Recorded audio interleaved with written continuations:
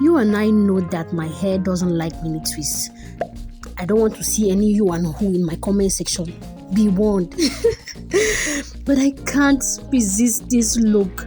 And if you are watching this video, I bet you can't resist either.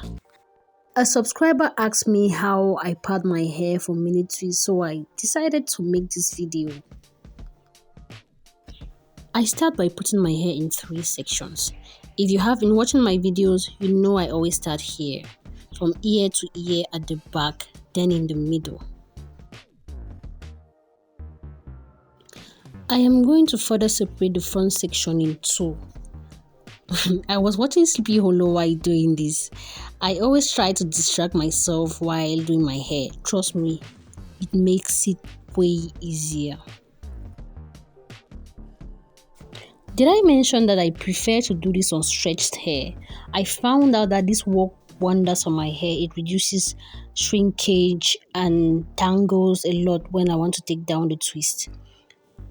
I stretched my hair about a week ago, but I was sick and I couldn't do anything with it. That is why it's looking this funny now.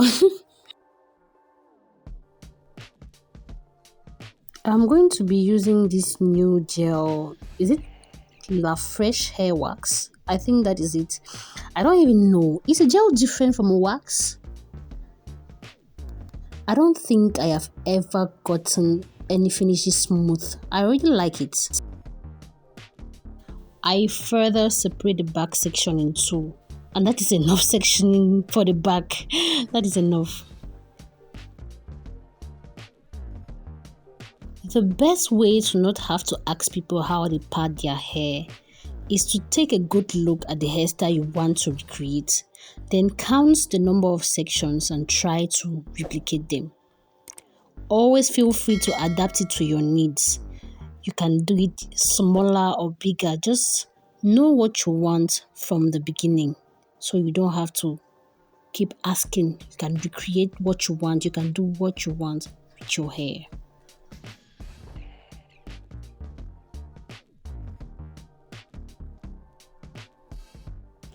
I did 4 twists at the back. That sets the base for the rest of the head. I do the rest of the twist based on this, following the break layering method.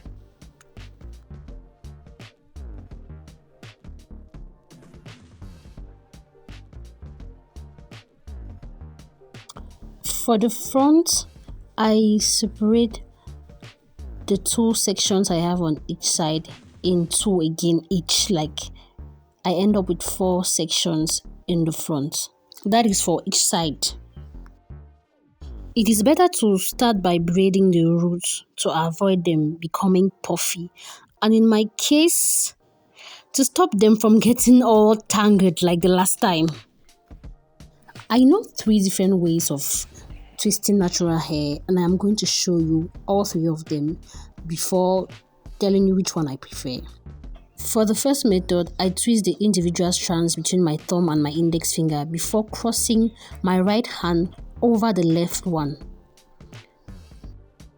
For the second method, I still twist the individual strands, but this time I send my right hand under the left hand.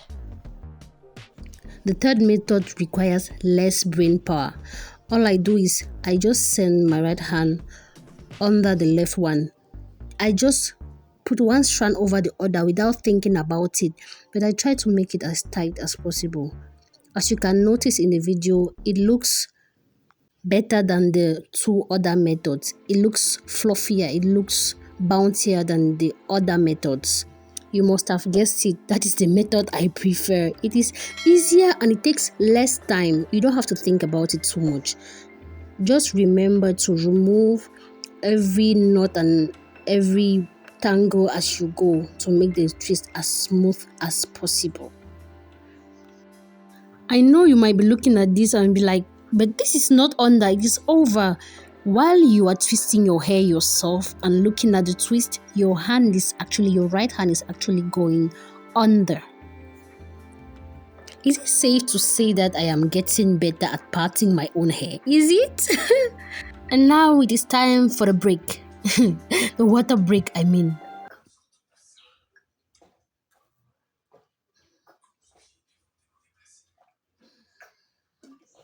Very important. I can leave my twists in this state, but it will be more difficult for me to moisturize them because I'll be worried about shrinkage. So I add beads to weigh them down. This is how I add beads without a beader. I just roll the twist at the end, roll it so it becomes strong, then fold it. I had 3 different types of beads, so I just grabbed 3 of them and just put them in and just feed them as they come. I was trying to make some sort of melting pot. I did not want it to be too uniform. After feeding them in, I used a rubber band to secure it. I am sorry I don't have the details about how to purchase the beads. Here we just go to the market and buy them, but I notice most of my viewers are from places where they always need information about everything that is used in the video. I think next time I'm going to go to Amazon or one of those online stores of yours and look for dupes that I can share the link with you. Even though at this point I'm beginning to feel like I'm wasting my time with this YouTube thing. I'm not only wasting my time, but I'm wasting my viewers' time too. If you actually liked what you were watching from me, you wouldn't have any difficulty subscribing. So just tell me, don't care about how I will feel about it. Just tell me if you feel like I am not going anywhere with this YouTube thing, so I can just quietly move to something else.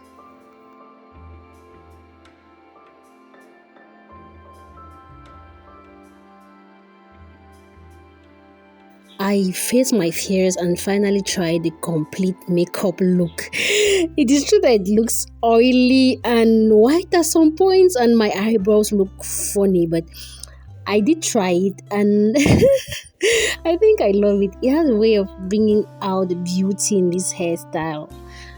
What do you think? Tell me. I have been watching makeup tutorials for so long. I just decided I just had to try. So that is all I have for you today. Remember, things are definitely getting better for you soon.